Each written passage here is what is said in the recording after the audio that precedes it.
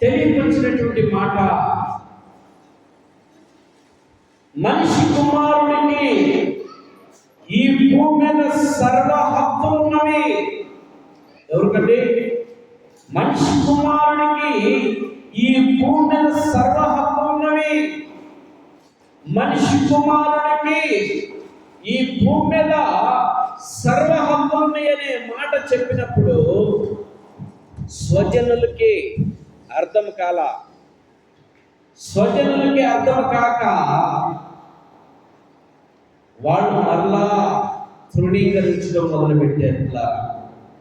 ఈరోజు చూడు, దేవుని సంఘాన్ని, దేవుని సన్నిధిని ఎవరు తృణీకరిస్తున్నారంటే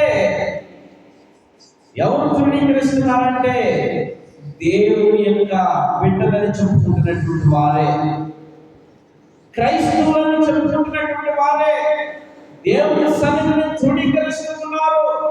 దేవుని సన్నిధి వినపడుతుంటే లెక్కలేనటువంటిగా ఆలోచన దేవుని సన్నిధి మీద పెట్టకుండా వారి సొంత ఆలోచనలతో, సొంత తలంపులతో, సొంత ఉద్దేశాలతో వారి పనులు చేసుకున్నారు. కానీ దేవుని సన్నిధి మీద మనసు పెట్టగలుగుతున్నారా? ఆనాటి కాలం ప్రజలు యూదుల మీద మనసు పెట్టట్లేదు. ఈనాటి కాలం ప్రజలు దేవుని సన్నిధి మీద మనసు పెట్టలేదు. యూదులు యేసుక్రీస్తు ప్రభువు మీద మనసు పెట్టలేదు. ఈనాటి కాలం ప్రజలు దేవుని సన్నిధి మీద, దేవుని సంఘాన్ని మీద మనసు పెట్టట్లా. అన్ని వారి సొంత పనులు, సొంత ఆలోచనలు, సొంత ఉద్దేశాలు, లోకానికి బానిసలుగా,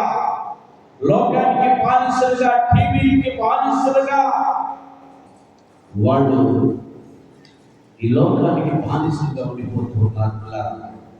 ఎవరు వీళ్ళు?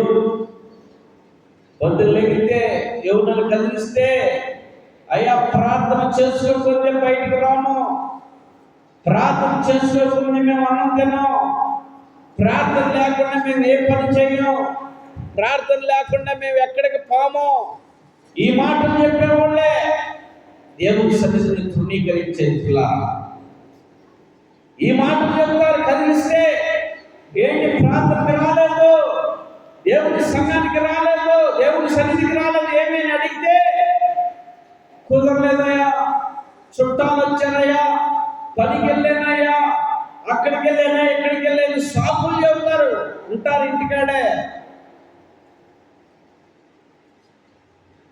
చూడండి ఎంత ఆశ్చర్యంగా ఉంటుందో వాళ్ళ మాటలు. ఆలోచన చేయండి నా ప్రియమైనటువంటి వారలారా.